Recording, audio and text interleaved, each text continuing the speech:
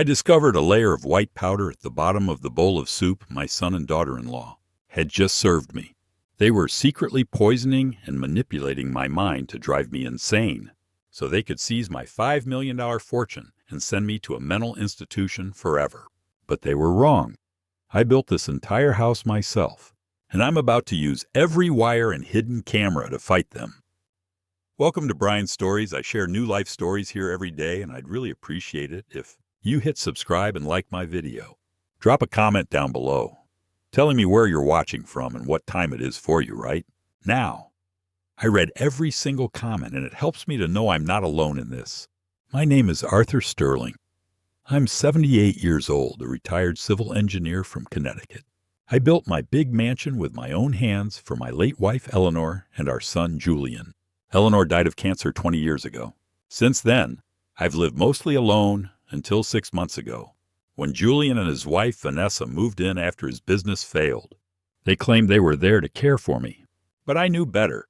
They wanted the $5 million I'd saved in a trust fund. Lately, they've been trying to convince everyone I'm losing my mind. Things disappear and reappear in odd places. They rearrange furniture and say I forgot where it was. They schedule doctor appointments I never agreed to. Their goal is clear: make me seem senile so they can seize control of my money. One evening, I sat in my basement workshop staring at a bowl of onion soup Vanessa had brought me. As the steam rose, I noticed a thin layer of white powder at the bottom that hadn't dissolved. My heart froze. It wasn't seasoning. It was poison, or at least a drug meant to confuse me further and speed up their plan. I quietly pushed my chair back to dump it in the sink, but the basement door opened. Julian hurried down the stairs. "Dad, are you eating?" "Vanessa made it just for you," he said with fake cheer. I nodded slowly. "Just starting."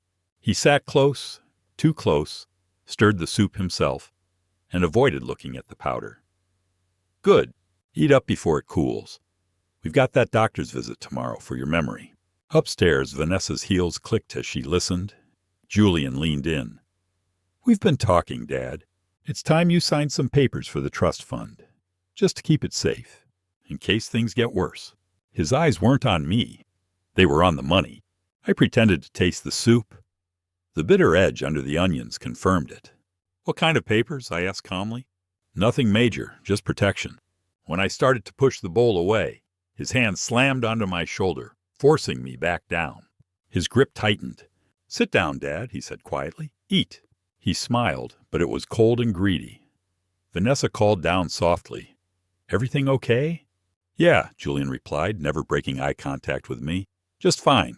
The basement felt like a trap, the air heavy. Julian kept his hand firm, waiting for me to take another spoonful while the powder settled at the bottom. In that moment, I knew this wasn't just about stealing my fortune anymore.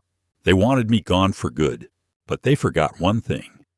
I built this house. Every beam, every wire, every hidden feature. I wasn't the helpless old man they thought. The fight had just begun.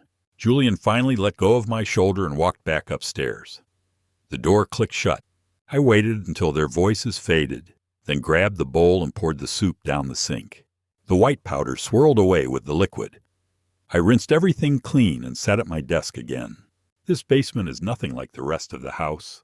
Down here it's dark, just one bulb hanging over my old oak desk. The walls are bare stone, the floor cold concrete. Shelves hold my tools, rolled blueprints, and boxes of wires. My computer hums quietly in the corner. It smells of dust and old paper. This is where I work, where I've always worked. Upstairs, Julian and Vanessa live like royalty. They replaced the kitchen counters with shiny marble.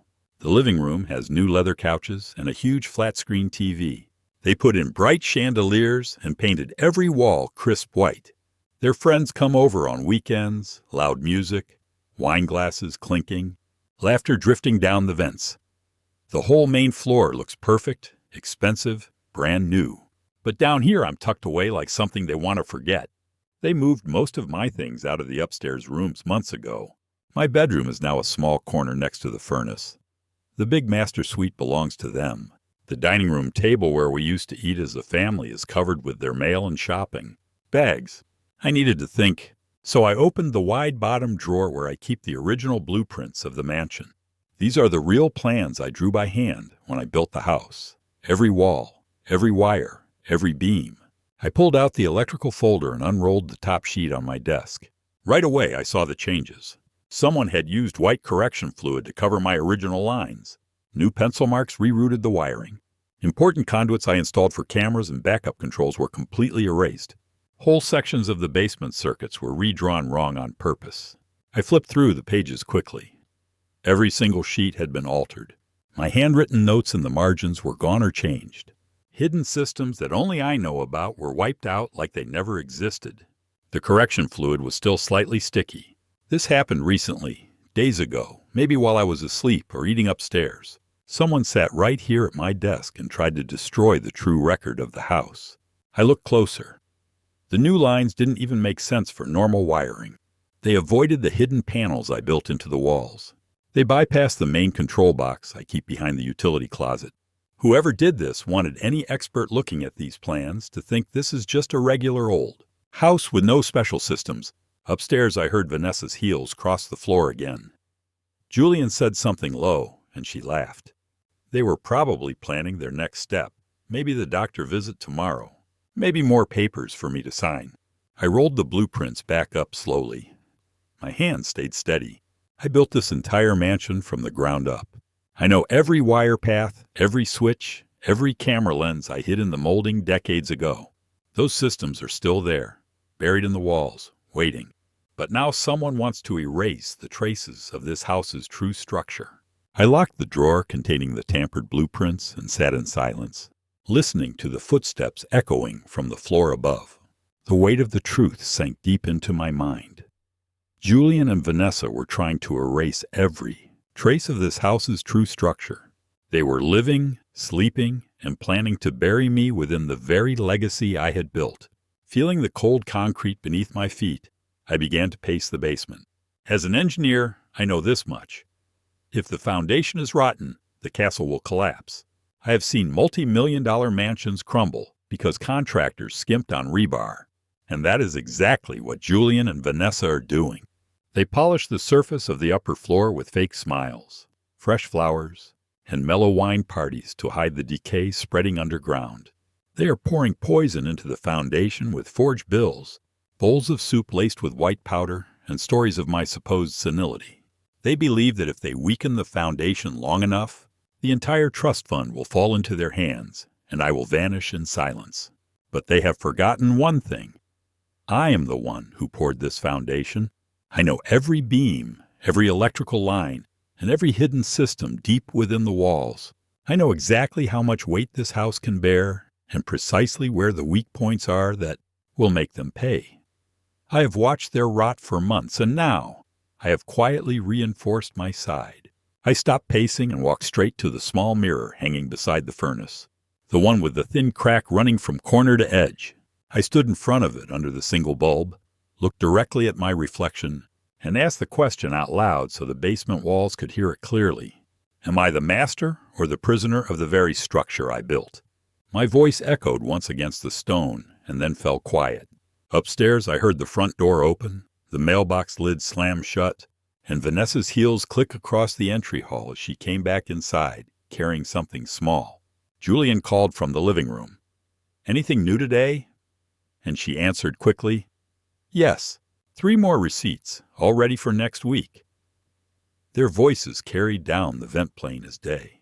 I waited until their footsteps moved toward the kitchen, then climbed the stairs without a creak, opened the basement door just enough to see the hall table, and watched Vanessa slip a white envelope into her purse before joining Julian with a smile. I closed the door again, returned to my desk, and sat down knowing the next batch of lies had already arrived. The answer lies in the strange receipts for sedatives appearing in the mailbox. I turned away from the mirror and went back to my desk, sitting down quietly while the house stayed dark above me. The answer lies in the strange receipts for sedatives appearing in the mailbox. But those receipts are just one piece of the careful performance Julian and Vanessa put on every day to convince everyone that I am slipping into senility and cannot be left in charge of my own affairs. It all started with small moves they made around the house when they thought I was not paying attention. One morning, I came upstairs and found the large armchair in the living room pushed against the far wall instead of sitting by the window where it has always been.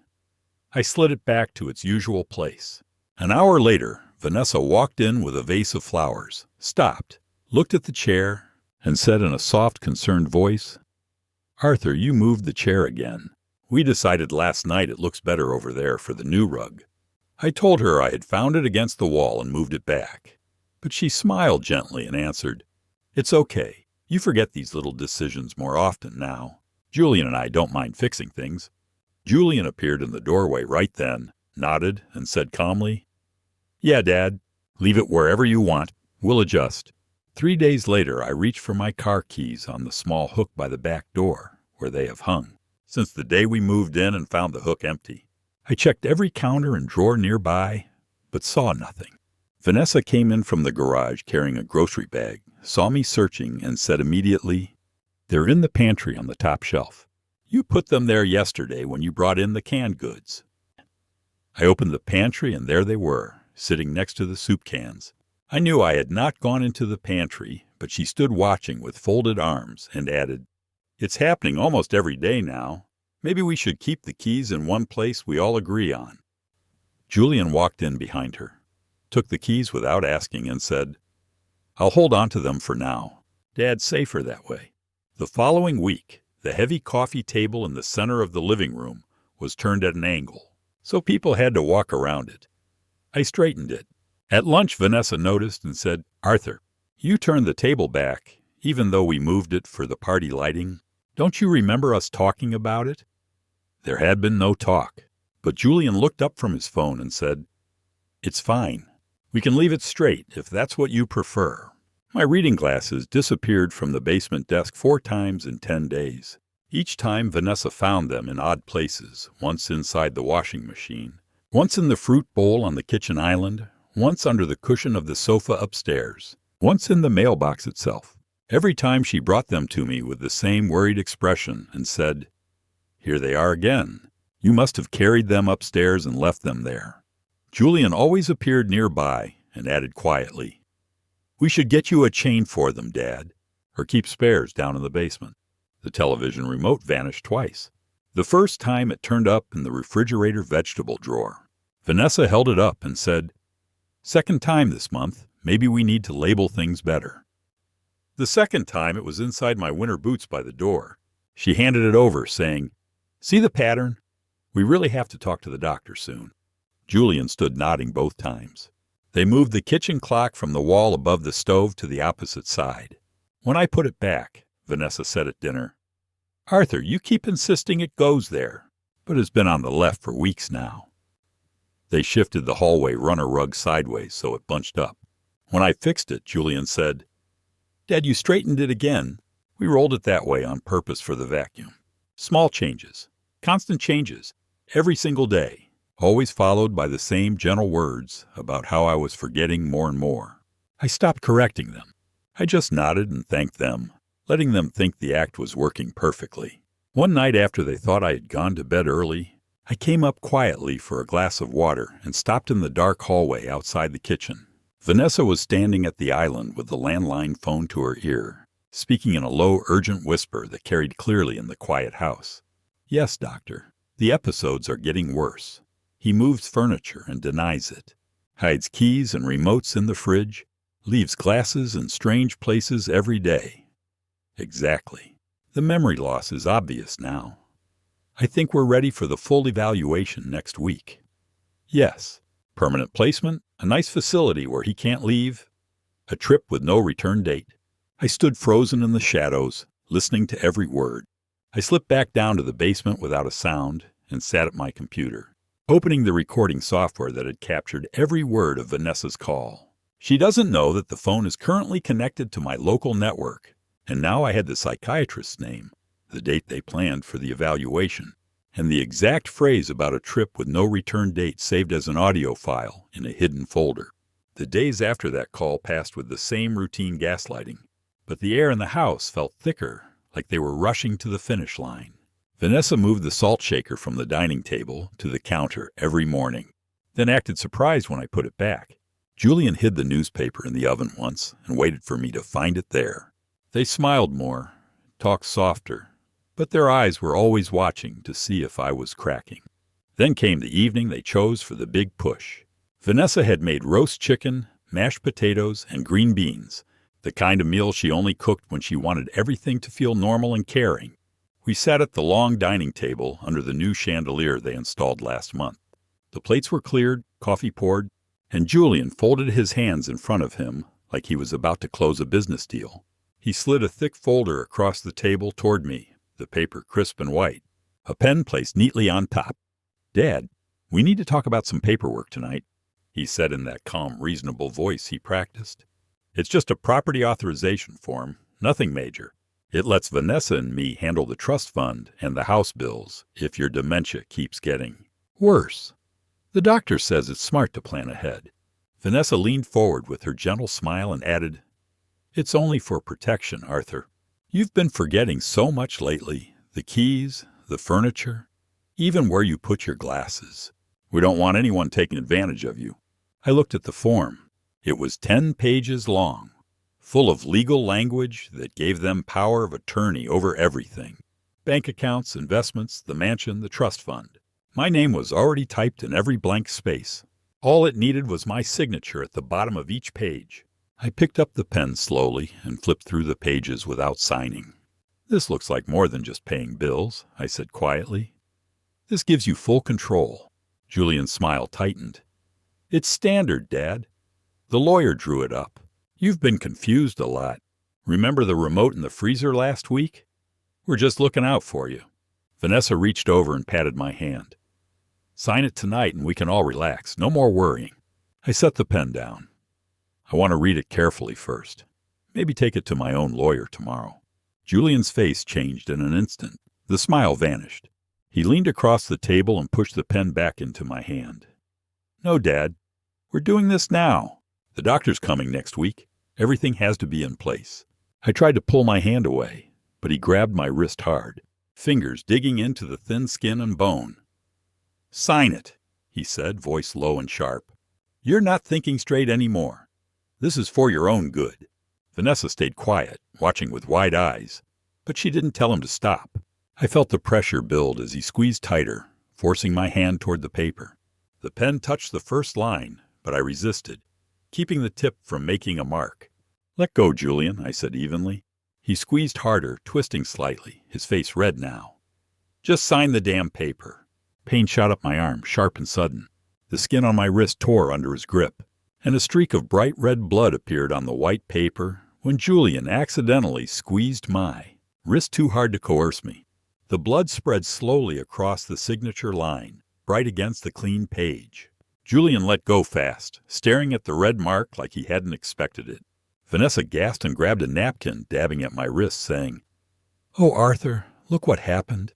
"You're bleeding? We need to clean that." I pulled my arm back and stood up slowly, looking at the blood stain that now marked the form forever. Julian tried to smile again, but it was forced. "It's fine, Dad. We can print new pages.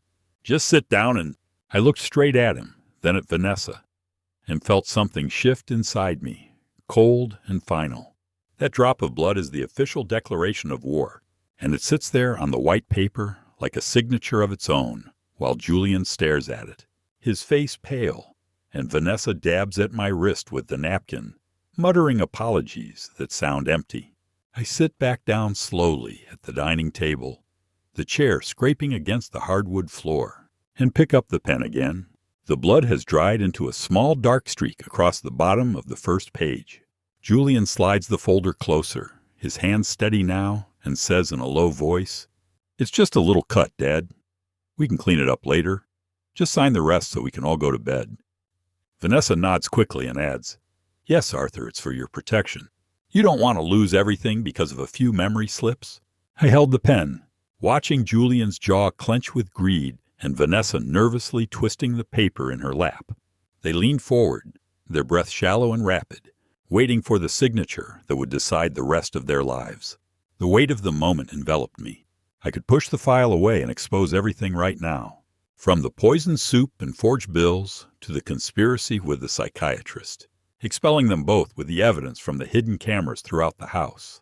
Or I could sign, letting them continue to believe they had won, granting them a facade of forgiveness while waiting for the right moment to shift my plan.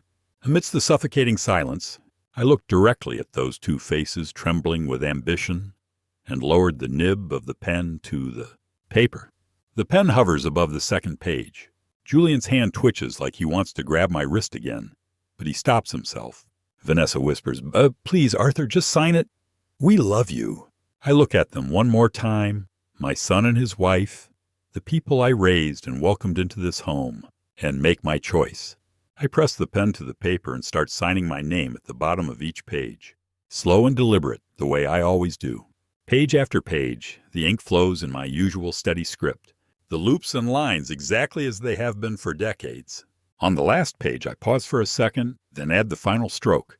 I set the pen down and slide the folder back across the table. Julian grabs it immediately, flipping through the signatures with a satisfied nod. "Good, Dad.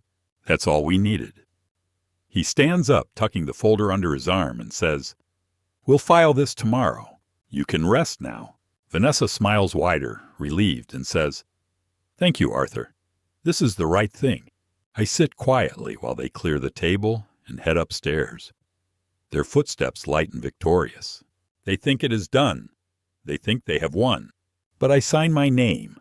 But the signature is slightly different from usual in one tiny detail, one that only my lawyer knows. In the bottom curve of the last in sterling, I added a small extra loop, a mark I have used since my first year at Yale when I needed to prove a document was genuine under pressure. Evelyn, my lawyer, has the key to that mark in her files. It is the signal that this signature was made under duress, that the document is invalid, that she should immediately contest it and freeze everything. Julian and Vanessa do not know that Mark exists. They do not know that the moment they file this paper, they will trigger a chain of events they cannot stop. Just one wrong choice on their part triggered the chaos. By the very next morning, Julian brought the authorization form to the county office to have it stamped, while Vanessa confirmed the psychiatric evaluation schedule and hired a private ambulance to take me away at 8 o'clock tomorrow morning. At the dinner table, Vanessa announced the plan to move me to a residential facility with a feigned tone. "It's the safest place for you right now, Father." Julian nodded, adding in, "We will take care of everything here." I did not resist. I went down to the basement in silence to prepare. I double-checked the hidden files, fully charged my smartwatch, and waited. Exactly at 7 o'clock the following morning, Julian's voice called down, "Father, it's time to go up." I slowly climbed the stairs, stepping into the living room where Vanessa had already laid out coffee and pastries, ready for the final act. Dr. Harlan arrived exactly at 8 o'clock. After 40 minutes of questioning, faced with my slow, vague answers and the supportive interjections from the two children, he concluded, "Dementia is progressing." Julian quickly tucked an envelope into the doctor's hand while escorting him to the door. 10 minutes later, the ambulance appeared on the snow-covered driveway. Julian flung the doors wide, signaling readiness. Vanessa handed me a small travel bag and gave me a fake hug. "We love you, Father. This is only temporary." I was placed on a stretcher, and the paramedics buckled the straps across my body. The driver started the engine, and from the porch, Julian waved goodbye. The rear doors slammed shut with a heavy metallic thud, separating me from my home and the traitors. The moment the vehicle door slammed shut, I pressed the small button on the side of my wristwatch. The ordinary watch on my wrist was, in fact, the central control unit. With a single silent command, I activated the emergency mode, locking all ambulance doors with a sharp, crisp click. The driver panicked, twisting the handle to no avail, and called out through the partition, "The doors are jammed." The paramedic beside me also tugged helplessly at the rear door handle. When the driver attempted to trigger the emergency release, the engine suddenly died. The dashboard went dark, and the vehicle coasted to a silent halt right in the middle of the Sterling Estates driveway.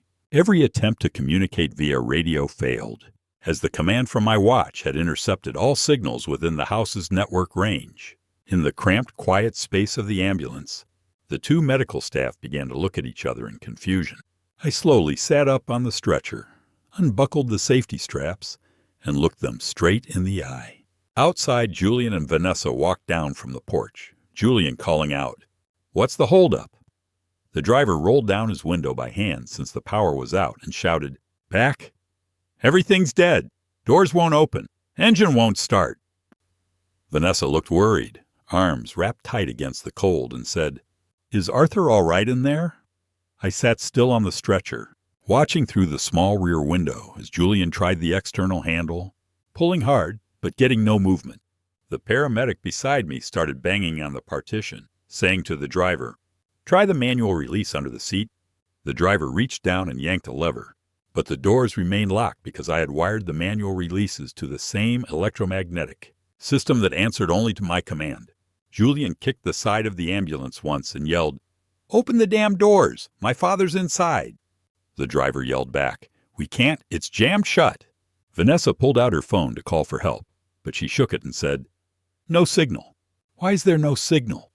The paramedics were shouting now, one trying to pry the door with a screwdriver from his kit, while the other checked on me asking, "Sir, are you feeling okay?" I nodded calmly and said nothing.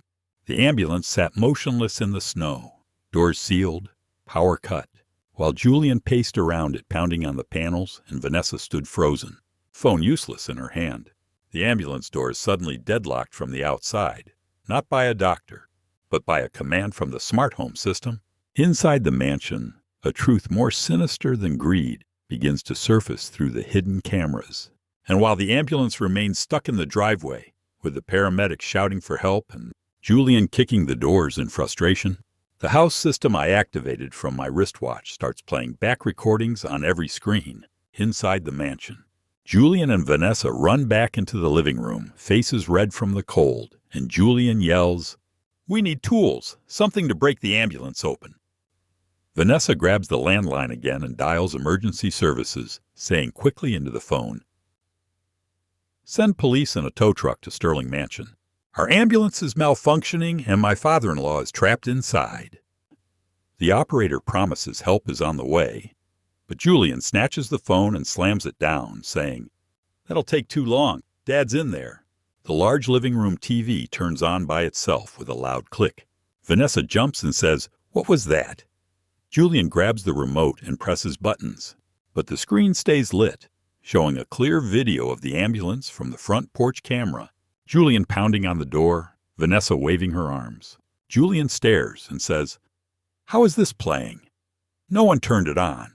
The picture changes to the kitchen camera from 2 weeks ago, showing Vanessa pouring white powder from a small vial into a bowl of onion soup, stirring it carefully before carrying the bowl downstairs. Vanessa's face goes pale, and she whispers, "Turn it off! Turn it off now!"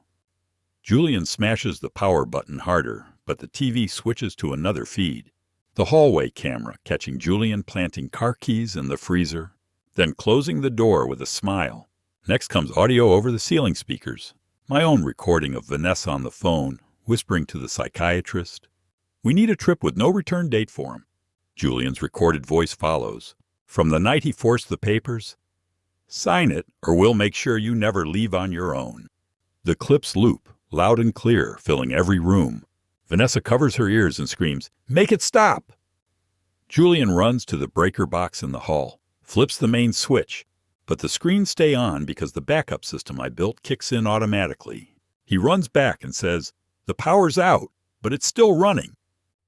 The TV shows the dining room table now, zooming in on the blood-stained power of attorney form, the red streak bright across the signature line.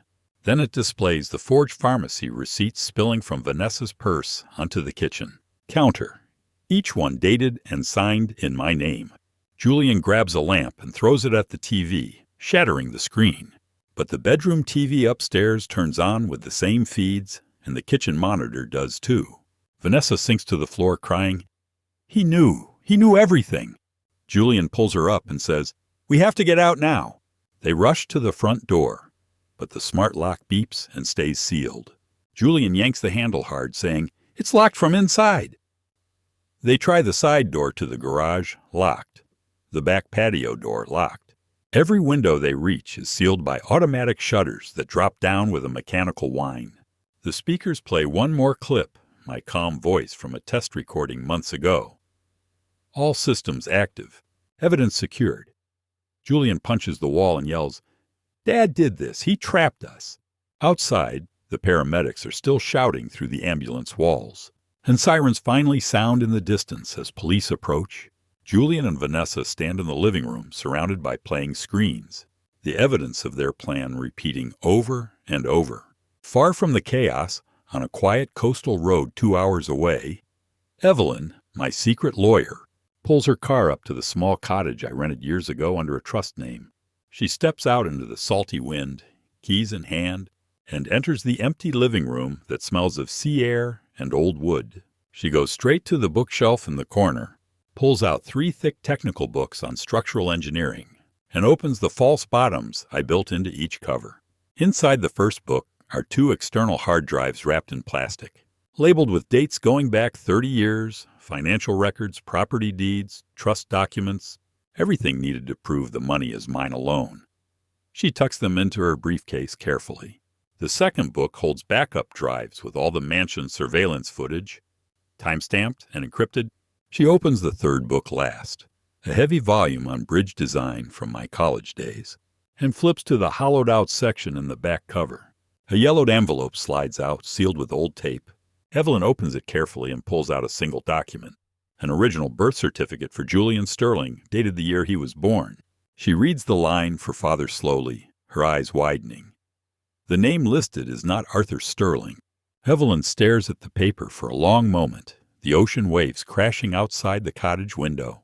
The remaining piece of the puzzle regarding Julian's true identity remains a bloody question mark. The remaining piece of the puzzle regarding Julian's true identity remains a bloody question mark. And back at the mansion, Julian and Vanessa finally give up, trying to free the ambulance and walk. Back inside the house, closing the front door against the cold, while police sirens grow closer in the distance. Julian wipes snow from his coat and says to Vanessa, "Forget the ambulance. The police will get Dad out, but the papers are filed and the doctor signed everything. By tonight, the money starts moving." Vanessa nods quickly, her cheeks red from the wind, and answers, "We won. It's over." Julian heads to the kitchen, grabs a bottle of champagne from the fridge, and pops the cork with a sharp sound. He pours 2 full glasses, hands one to Vanessa, and says, "To us. $5 million and no more old man telling us what to do." They carry the glasses to the living room, sit on the new leather couch, and clink them together. Vanessa takes a long drink and says, "I still can't believe he signed without a bigger fight."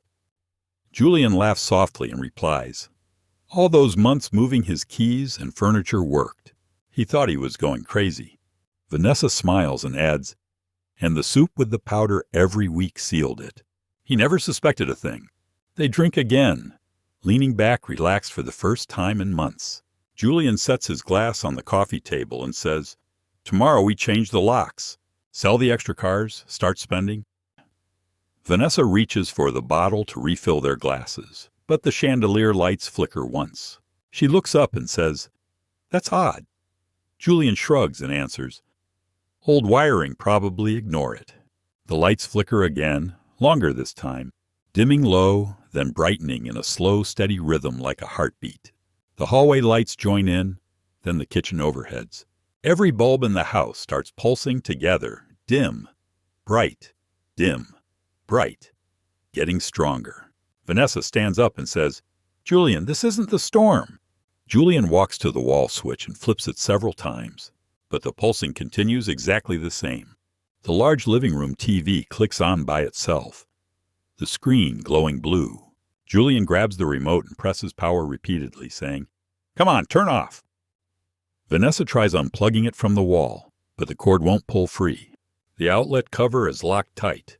The screen clears to a sharp live image from the kitchen camera pointed at the champagne bottle on the counter. The image shows Vanessa right now, walking into the kitchen seconds ago while Julian sat on the couch. She takes a small clear vial from her pocket, unscrews the cap, and carefully pours several drops into Julian's glass, the one he just drank from. She stirs it with her finger, wipes the rim clean, and sets the glass back exactly where it was. On the couch, Julian stares at the screen, then at his empty glass on the table. He turns slowly to Vanessa and says in a low voice, "What did you just put in my drink?" Vanessa backs away, eyes wide, and answers, "Nothing. That's not real." The feed loops showing the pouring again in slow motion, the drops falling clear and steady. The lights pulse faster now, matching a quicker heartbeat. Every TV in the house turns on to the same live feed. The bedroom screen upstairs, the small one in the kitchen, even the basement monitor. Someone is pulling the strings of a civil war between two predators, and the living room becomes chaos in seconds. Julian grabs Vanessa by the arm, twisting hard while yelling, "You poisoned my drink? How much?" Vanessa slaps his face and screams back, "You were going to kill me for the money. I heard you." They stumble into the coffee table, knocking over the champagne bottle and sending the glasses crashing to the floor. Julian pushes her against the wall, shouting, "I drank it. You planned this all along." Vanessa kicks him in the shin and breaks free, running toward the kitchen while yelling, "You first. I wasn't waiting for you to act." The lights pulse faster, the heartbeat rhythm speeding up like an alarm. Every TV screen shows their fight from different cameras, the chandelier overhead, the hallway side view, the bookshelf close up. Speakers blast their old recordings, Julian whispering on the phone, "Once the money's mine, she goes next," and Vanessa sang to herself in the bathroom, "A few more drops every night until his heart gives out." Julian chases her into the kitchen, grabbing a large knife from the block. Vanessa yanks open a drawer and pulls out her vial of clear poison, holding it up and saying, "One drop and you're finished." Julian points the knife at her and answers, "Try it and see who drops first." They circle the kitchen island, breathing heavy, eyes locked. Police sirens scream closer outside, red and blue lights flashing through the windows. The paramedics pound on the ambulance doors, yelling for help. But Julian and Vanessa don't hear any of it. They only see each other. I wait for the exact moment. My wristwatch vibrates once. Police are at the front gate. I press the second button. Every lock in the house clicks open at the same time. Front door, garage, patio, windows, all free. The ambulance doors unlock too, and the paramedics tumble out into the snow, staring at the house. I walk up the basement stairs quietly and step into the main hall. Julian and Vanessa are still in the kitchen, knife and vial raised, too focused on each other to notice. I stop in the center of the hall, hands in my pockets, and say loudly, "Enough." They turn at the same time. Julian's mouth opens, the knife lowering slowly. Vanessa drops the vial, glass shattering on the tile. They stare at me standing there in my normal clothes, calm and steady, like I never left the house. Julian stutters, "Dad, you were in the ambulance. How did you—" Vanessa backs against the counter, whispering, "We watched you leave. The door's closed." Police officers burst through the open front door behind me, guns drawn, shouting, "Drop the weapons, hands up, on the ground now." Julian lets the knife fall with a clang. Vanessa raises her hand slowly, eyes still on me. I look at them both, Julian sweating, Vanessa shaking. The kitchen floor covered in broken glass and spilled champagne. I speak clearly over the officer's commands. "You thought you won. The paper signed. The ambulance here. Me gone forever." I pause as two officers move past me to cuff them. But I built this house. Every wire, every lock, every camera. I never left. The ambulance never moved. And those papers? Invalid the moment you filed them. Julian's face goes white as an officer snaps cuffs on his wrists. Vanessa starts crying as they cuff her too. I step closer. "This house no longer belongs to any of us," I say. "It has been legally dismantled this morning. The trust is frozen. The account's locked. Every recording of your poison, your plans, your forged documents, already sent to the police and the courts." Officers lead them toward the door. Julian struggles once, turning to me and saying, "You can't do this. We're family." Vanessa sobs, "Arthur, please." I stand in the main hall, as calm as if I had never been taken away, standing before the two stunned children. But it is the truth about his lineage that will truly crush Julian, and I hold the envelope containing the original birth certificate as the police officers secure the hall. Julian hears the words and stops fighting the cuffs for a second. He twists his head to look at me, face red from the struggle, and says loudly, "You're lying? Show me the paper." An officer pushes him toward the door, but I step forward and hold up the certificate so he can see the official stamp and the name line clearly. "Father, Richard Harlan," I say. "Not Arthur Sterling. Your mother married me 6 months after you were born to give you my name. I raised you anyway." Julian's eyes widen, and he shouts, "No, that's fake. Mom never said anything." Vanessa, already cuffed and being let out, turns her head sharply and asks, "Then the money, was it ever really his?" Julian lunges against the officer holding him, trying to reach me, yelling, "Give me that file, I'll burn it." He breaks free for a moment, charging across the hall with cuffed hands outstretched toward the envelope. 2 officers tackle him hard, forcing him face down on the floor. He kicks and screams, "You can't prove it! Destroy the paper!" One officer kneels on his back, while the other tightens the cuffs. Vanessa sees the distraction and twists away from the female officer escorting her. She runs to the living room wall and starts clawing at the crown molding where a hidden camera sits. "No proof! No case!" she yells, ripping the small lens free and smashing it on the floor. She jumps for the chandelier next, pulling down another camera and crushing it under her heel. Glass shards scatter across the rug. An officer grabs her arm, but she slips free again and dashes to the hallway, yanking the clock off the wall and slamming it down. The face cracks, exposing the tiny camera inside. She stomps on it repeatedly, screaming, "I'll get them all!" Officers rush toward her, shouting, "Stop resisting!" She dodges once more, heading for the kitchen, where more devices are hidden in the smoke detectors and light fixtures. Julian, pinned on the floor, lifts his head and shouts at her, "Vanessa, stop! Just give up!" But she ignores him, grabbing a heavy cookbook from the counter and throwing it at the ceiling smoke detector. It cracks but stays in place. She reaches for a stool to climb higher. I stand calm in the hall, envelope still in hand. Police radios crackle with updates, more units arriving outside. Julian looks up at me from the floor and says through gritted teeth, "Dad, please, don't let them take everything." I answer quietly, "You took everything first." Vanessa knocks the stool over in her struggle with an officer, falling hard. She scrambles up, opens a kitchen drawer, and pulls out a large syringe filled with clear liquid, the same neuroleptic she used for the soup. She uncaps it with her teeth, eyes wild, and charges straight at me across the hall. Officers yell, "Drop the syringe! Stop!" But she keeps coming, arm raised high. Her face is twisted with rage, tears streaming, hair loose around her shoulders. She closes the distance fast, aiming the needle at my neck. Vanessa pulls out a syringe of neuroleptics and lunges toward me, with the eyes of a demon driven into a corner. This strike will be the end for everyone, and Vanessa closes the distance fast, the syringe gleaming under the hall lights as she aims straight for my neck. I back up against the wall, the envelope with the birth certificate still in my left hand, my right raised to block her.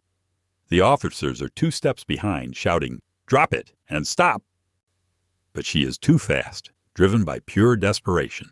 The needle is inches away when Julian, still pinned on the floor by one officer, watches without moving to help. His eyes are cold, calculating, like he is waiting to see if she finishes the job. I am backed into a corner, the syringe only centimeters from my neck. Julian stands watching, with no intention of stopping his wife. The tip almost touches my skin when the ceiling speakers crackle loudly, cutting through the chaos. Julian's own voice fills the hall, clear and recent, from a recording 2 nights ago in his study. Once the old man is locked away and the money transfers, Vanessa becomes a problem. A quiet overdose, staged like suicide. She's been depressed, everyone will buy it. Then it's all mine, no sharing. The words echo off the walls, repeating once for emphasis. Vanessa freezes mid-lunge, the syringe trembling in her hand. Her eyes widen, face twisting from rage to shock. She turns slowly toward Julian, on the floor. You were going to kill me?" she whispers. Julian's mouth opens, but nothing comes out. He looks away, caught.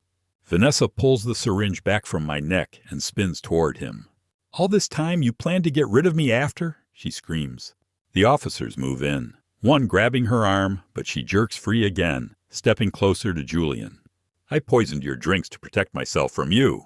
Julian struggles against the officer, pinning him, and shouts, "You're crazy, I never said that." But the speakers play the clip again, louder. A quiet overdose. All mine, no sharing. Vanessa's face hardens. She raises the syringe toward Julian now, saying through tears, "If I'm going down, you're coming with me." The officer tackling Julian rolls him aside just as Vanessa lunges again, this time at her husband. The needle grazes his shoulder, tearing his shirt but missing skin. Julian kicks out, catching her leg, and she falls hard on the floor beside him. Officers swarm them both, finally securing Vanessa's arm and wrenching the syringe away. Another officer snaps extra cuffs on Julian to stop his kicking. Julian's betrayal causes Vanessa to freeze and shift her target of attack, and the hall explodes into pure chaos. Vanessa spins away from me, syringe still raised, and charges at Julian on the floor. "You were going to kill me?" she screams, voice breaking. Julian kicks out hard, catching her knee, and shouts back, "Get away, you're insane!" She stumbles but keeps coming, needle aimed at his chest. An officer grabs her waist, pulling her back, but she fights like a wild animal, clawing and kicking to reach him. Julian rolls free from the officer, pinning him, and scrambles to his feet, hands cuffed behind his back. "She tried to poison me first," he yells at the police. Vanessa breaks loose again for a second, slashing the syringe toward his arm, grazing the sleeve. "Liar, you planned it all," she cries. Officers tackle her to the ground, one wrenching the syringe from her hand, while another forces her arms behind her back for tighter cuffs. Julian backs against the wall, breathing hard, shouting over the noise. "She's the one with the vial. Check the kitchen." Vanessa, face down on the floor now, screams into the hardwood. "He said it on the recording. You all heard him." The speakers loop the clip once more. Julian's voice cold and clear. A quiet overdose. All mine. No sharing. Officers separate them completely, one team dragging Julian toward the front door, another holding Vanessa in the hall. She kicks and twists, yelling at him. "I trusted you. We did this together." Julian shouts back as they pull him outside. "You were always the weak link. I should have done it sooner." I step away from the corner and walk slowly to the large armchair in the living room, the one Eleanor loved, still in its original spot despite all their moving. I sit down in it, the leather creaking under my weight, and watch the scene unfold. Police radios crackle with reports. Evidence technicians arrive, bagging the syringe, the broken cameras, the spilled poison. Julian and Vanessa keep screaming accusations at each other from opposite sides of the hall, voices raw and desperate. Julian gets one last look at me before they push him into a patrol car outside. "Dad, this isn't over," he yells. Vanessa, dragged past me toward another car, sobs, "Arthur, tell them it was his idea." I sit quietly, hands folded in my lap, saying nothing. The hall empties slowly. Officers secure the rooms, mark evidence, take statements from the paramedics outside. The house feels suddenly huge and silent without their shouting. Broken glass crunches under boots. Champagne stains darken the rug.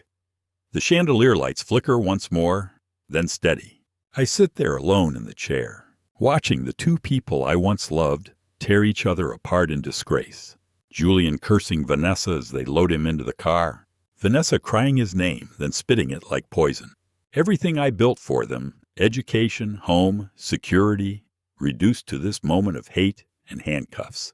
My true legacy, I realize as the patrol cars pull away, is nothing but a pile of emotional ashes. 40 years of work, of raising a child who was never mine by blood, of loving a family that turned on me for money, all burned away in one morning. An officer approaches, asking if I need medical attention. I shake my head and reach into my inner jacket pocket. I pull out a small leather wallet, open it, and take out an old photograph. Eleanor and me on our wedding day, 40 years ago, smiling in front of this house when it was newly built. I turn the photo over slowly. On the back, in Eleanor's neat handwriting, is a note dated the week Julian was born. "If anything happens to me, tell Arthur the truth when the time is right. Julian is Richard Harlan's son. I'm sorry. Forgive me." I hold the photo in both hands, staring at the words I have known for decades but never spoke. I prepare to carry out a final act that no one could ever expect. I prepare to carry out a final act that no one could ever expect. And I stand up from the armchair slowly, the old leather creaking as I rise. The house lobby was now eerily silent. The police had taken Julian and Vanessa away, their screams fading along with the receding sirens. On the floor, shattered glass from the cameras glittered next to a pool of champagne soaking into the carpet. The house was now nothing more than a cold shell. I walked to the small table and picked up the central controller, disguised as an old TV remote. My left hand tightened around the photograph of Eleanor before I carefully tucked it into my breast pocket. In my hand was the final red button. With a single press, every piece of evidence, from videos and audio recordings to forged invoices, would immediately flood the systems of the police and the tax authorities as sealed, undeletable files. My finger rested on the red button, ready to completely extinguish any remaining hope of resistance they might have. I stand in the center of the living room, looking around at the mess they made, the toppled table, the broken screens, the spilled poison still wet on the tile. Police tape is already going up outside the front door. Officers move through the house, taking photos, marking evidence bags. One walks past me and says, "Mr. Sterling, we need your statement soon." I nod but do not answer yet. I press the button halfway, feeling the click beneath my finger. But suddenly I froze. The controller emitted a warning beep. The system required one final confirmation code to activate, the transmission command. I trudged into the kitchen and knelt beside the shattered fragments of the soup bowl on the tiled floor. I flipped over the largest ceramic shard where the dried onion soup still clung. There, hidden beneath the glaze, was a tiny engraved sequence of numbers. 47, 19, 82, Eleanor's birthday. It was the secret passcode I had personally engraved on the very first night I set up the system.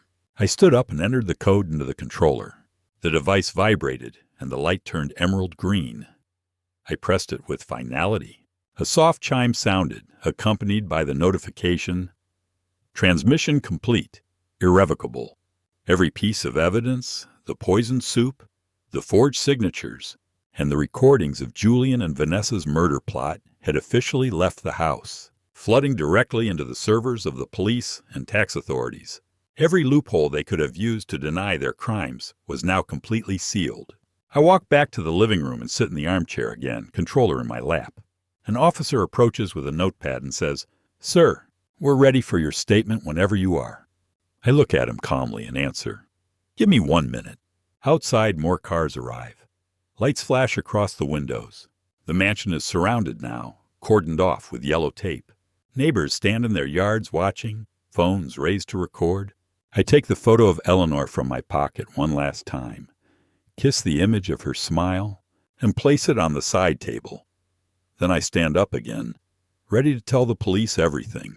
The final piece of the puzzle will appear just as the police burst through the door. The final piece of the puzzle will appear just as the police burst through the door, and it happens exactly on time. I stand in the kitchen holding the controller, the transmission complete, when the front door crashes open with a loud bang. Officers in tactical vests pour in, shouting, "Police! Hands up! Clear!" They sweep the hall, guns raised, flashlights cutting through the dim rooms. One team heads upstairs, another to the basement. Boots pound on the hard wood I laid myself decades ago. An officer spots me in the kitchen doorway and lowers his weapon slightly. "Mr. Sterling, are you hurt?" I shake my head and say calmly, "No, the suspects are already in custody outside." He nods and radios, "Homeowner secure, proceed with evidence collection." They bring Julian and Vanessa back inside one last time for formal processing. Julian's cuffs are tight behind his back, his shirt torn from the struggle. Vanessa's hair is loose, mascara streaked down her face. They stand in the living room, surrounded by officers, eyes wide as the large wall screen flickers on again, this time under police control. The lead detective plugs a laptop into the house system using the access code I give him. Every hidden camera feed loads instantly. The screen splits into multiple windows. Vanessa pouring powder into soup bowls, Julian planting keys in the freezer, close-ups of the forged receipts, audio waveforms of their murder plans, bank logs showing attempted transfers. The room fills with the sound of their own voices confessing over and over. Julian stares at the screen, mouth open. "That's impossible. We destroyed the cameras." Vanessa whispers, "How is this still playing?" An officer answers. "Backup servers, Mr. Sterling says. Off-site and encrypted." The detective turns to them and reads charges. Attempted murder, fraud, elder abuse, conspiracy. Julian shakes his head hard, saying, "He's lying. It's all fabricated." Vanessa sobs, "We were only trying to help him." I stand near the fireplace, hands in my pockets, watching quietly. Officers bag the syringe, the poison vial, the blood-stained papers. They photograph the broken bowl on the kitchen floor, the underside shard with the confirmation code still visible. The detective approaches me and says, "Mr. Sterling, we have everything we need. The tax office and state attorney are already reviewing the files you sent." I nod and answer, "Good. Make sure it's airtight." Julian looks at me one last time as they lead him out. "Dad, please, you can't let them do this." Vanessa reaches toward me with cuffed hands, crying, "Arthur, we're sorry. Tell them it was a mistake." I meet their eyes without speaking. The officers guide them through the front door into waiting cars. The mansion fills with activity, evidence markers on the floor, technicians dusting for prints, radios crackling with updates. Yellow tape goes up across the porch and driveway. Neighbors gather outside, phones recording the scene. The house I built beam by beam is now a crime scene, cordoned off with flashing lights. I walk upstairs to the master bedroom one last time. The closet still holds my old clothes. I pack a small suitcase, 2 shirts, pants, toiletries, the photo of Eleanor, the controller, nothing else. I close the suitcase and carry it down the grand staircase, past officers working in every room. The lead detective meets me at the door. "We'll need you at the station for a full statement tomorrow." I nod and say, "I'll be there." He offers a ride, but I decline. "I'll walk. It's not far." I step onto the porch. The night air is cold, snow still covering the lawn. Police cars line the driveway, lights spinning red and blue across the stone facade. The mansion looks smaller now, surrounded by tape and strangers. Justice is served. I walk down the path, suitcase in hand, past the ambulance still parked where it stopped. The paramedics nod to me as I pass. The gate is open. I step through onto the quiet road. The mansion behind me growing darker as officers switch off lights room by room. I don't look back. Ahead, down the hill toward the coast, a distant lighthouse beam sweeps across the water, steady and bright. My dear friends, as I walk away from the Sterling mansion one final time, the lights behind me fading into darkness, I want to leave you with this simple truth I learned through all the pain. Your true worth is not in what others can take from you. It is in the quiet dignity you carry in your heart, no matter how they try to make you feel small. Hold on to that dignity. It is yours forever, and no greed can steal it. Justice comes, even when it feels late. Kindness wins in the end. If this story touched you, if it gave you hope or strength tonight, please share it with someone who needs to hear they are not alone. A mother, a grandmother, a friend feeling forgotten. Thank you for walking this road with me. You reminded an old man he was never truly alone. On screen now, you'll see 2 new stories I carefully chose for you. Beautiful, emotional, true. I highly recommend them. And if you haven't already, please subscribe and turn on the little bell so you never miss the next one. I'll be waiting for you in the comments. Come say hello. Until the next story. With all my love and respect, good night.